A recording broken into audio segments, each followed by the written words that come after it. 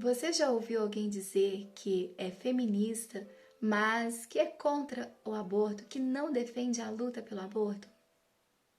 Impossível! Impossível porque o movimento feminista possui uma espinha dorsal. E essa espinha dorsal é quem sustenta todas as outras pautas. E essa espinha dorsal é a revolução sexual e a destruição do sistema patriarcal, ou seja, a destruição do governo do pai.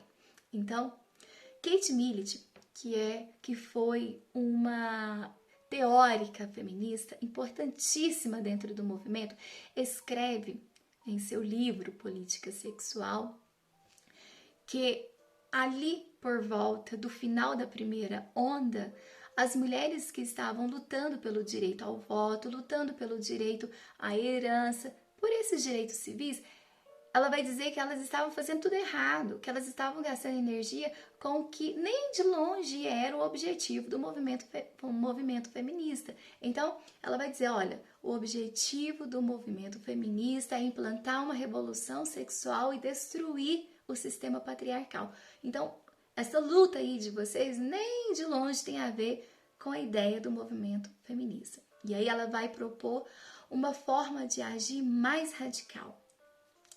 Bom, Kate Millett escreve o seu livro principal deles, mais importante, chamado Política Sexual, dizendo que para a mulher se considerar liberta de verdade, era necessário que liberasse, ou melhor, que ela experimentasse todo tipo de sexualidade possível, que tinha que acabar com esse tabu da sexualidade, que tinha que liberar, inclusive, olha o absurdo, a pedofilia. Outra coisa que Kate Millett propunha era que tinha que destruir a ideia da família, porque para ela, mulher e filhos eram oprimidos dentro da família. E a terceira coisa que tinha que acontecer o aborto, tinha que liberar o aborto para a mulher se sentir livre. E é interessante que quando nós começamos a ler as obras iniciais do movimento feminista, nós percebemos que as mulheres ficavam criticando os vícios dos homens, elas chamavam de vícios. O que eram os vícios? Era a irresponsabilidade com os filhos, era a indiferença com o casamento, era essa rejeição pela família, né, de um modo geral. E aí, olha que interessante, ao longo do tempo, ao longo desse processo do movimento feminista, as reivindicações delas quanto a esses vícios dos homens passam a ser as práticas delas. Então, é incoerência o tempo todo. Voltando para Kate Millett. Kate Millett escreve esse livro e viaja para o mundo todo, um monte de lugar do mundo para divulgar. E faz um maior sucesso. Inclusive, o New York Times vai dizer que esse livro chama o livro dela de A Bíblia da Libertação Feminina. Uma outra revista importante da época, a revista Time, diz que esse livro é comparado os escritos são comparados ao Mao Tse Tung, e que fica evidente, né, a ligação dela com Karl Marx, com Engels, enfim, tudo dando as mãos ao marxismo cultural, sempre. Então, Kate Millett diz, depois de dizer, né, que as mulheres, para se sentirem de fato libertas, elas precisavam experimentar todo tipo de sexualidade, liberar a pedofilia e dar acesso ao aborto. Era isso que ia tornar a mulher de vez liberta. E eu até separei um trechinho do livro dela, esse, Política Sexual, que evidencia essa ideia dela. E eu leio o que diz, aspas, parte da estrutura familiar patriarcal inclui o controle da vida sexual dos filhos e, além disso, o controle total dos filhos. Quer dizer, a família não tinha que ter controle dos filhos. Na verdade, um dos direitos essenciais da criança, veja o absurdo, na verdade, um dos direitos essenciais da criança é expressar-se sexualmente. Provavelmente, mas também como os adultos e com os adultos. Olha aqui a pedofilia. Desta forma, a liberdade sexual das crianças é uma parte importante de uma revolução sexual. Tá vendo o tempo todo se voltando para essa parte sexual. É um absurdo isso, gente. É um absurdo isso. Sempre colocando essa questão sexual, a pedofilia, o aborto, a destruição da família. Então, como que você, que se identifica como uma mulher cristã e abraça uma pauta dessa? Você precisa conhecer as obras de quem idealizou, de quem criou o movimento feminista. Só o fabricante pode determinar o manual, não tem como. Bom, me desculpa a forma de falar assim, mas é porque realmente isso me toca, eu fico emotiva. Não dá para ler umas coisas assim e não sentir uma certa fúria. Kate Millett também criou o termo, que hoje está sendo muito usado, o termo sororidade, né? Que é uma espécie de pacto social, ético e emocional. Aquela história de que ninguém solta a mão de ninguém, né? Entre as mulheres. O que não é uma verdade. É uma mentira isso. Por quê? Porque basta uma mulher se levantar, se posicionar contrária às pautas do movimento feminista, que é altamente criticada e atacada. Eu sei do que estou dizendo. Bem, depois de Kate Millett, nós temos a Shulamit Firestone, que vai atender ao comando da Kate Millett, que fala que tem que agir de forma mais radical. Aí vem a Shulamit Firestone, mas antes de falar da Shulamit Firestone, eu preciso dizer que Kate Millett teve muito problema familiar. O pai era alcoólatra, batia na mãe, batia nela. Ela viveu num lar disfuncional, teve decepção com esse pai, que foi a primeira figura masculina. Kate Millett tentou matar a irmã várias vezes. Kate Millett ficou internada numa clínica psiquiátrica.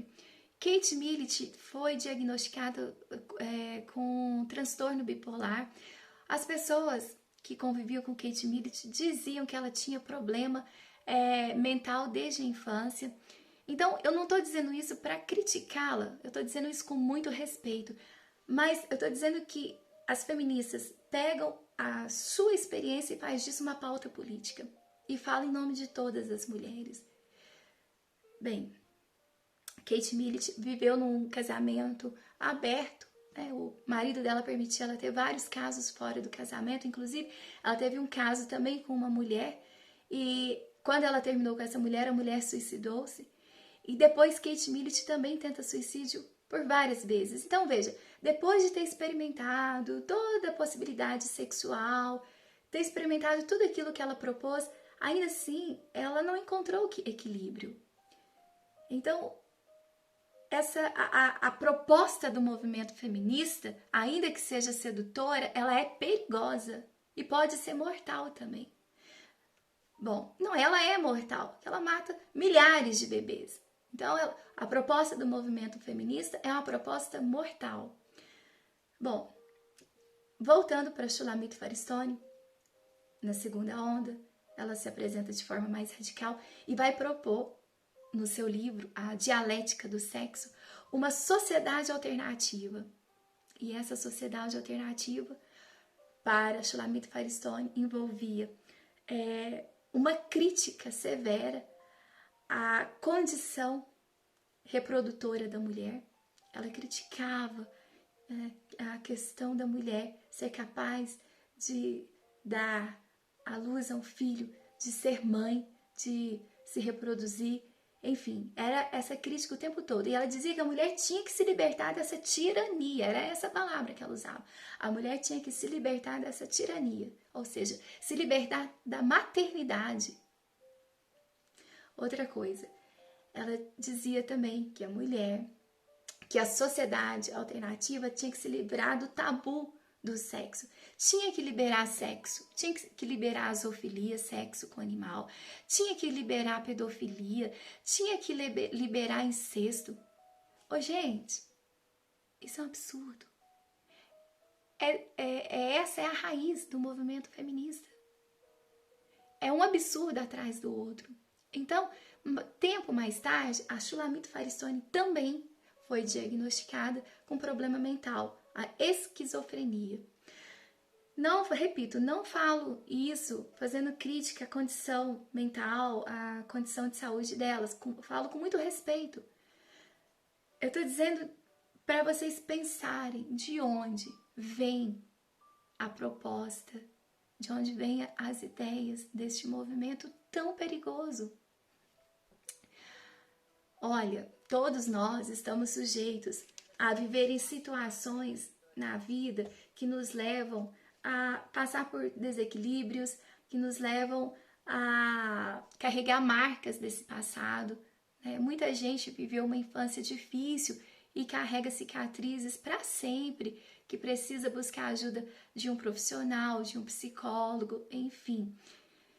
Todos nós estamos sujeitos a isso. Mas eu gostaria de pegar um gancho nessa situação e dizer que, por mais difícil que tenha sido uma situação vivida no passado, ainda que seja na infância, o Senhor é capaz de nos restaurar até mesmo as nossas memórias que antes nos causavam dor. Que o Senhor, o nosso Deus, Ele é capaz de nos libertar daquilo que nos fazia sofrer e chorar.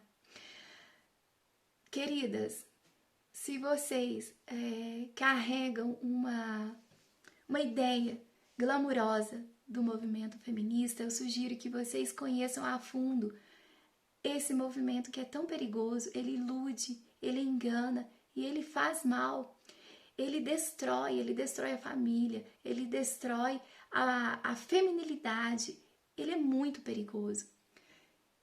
E gostaria de me dirigir também às mulheres cristãs que estão se aderindo a esse movimento feminista.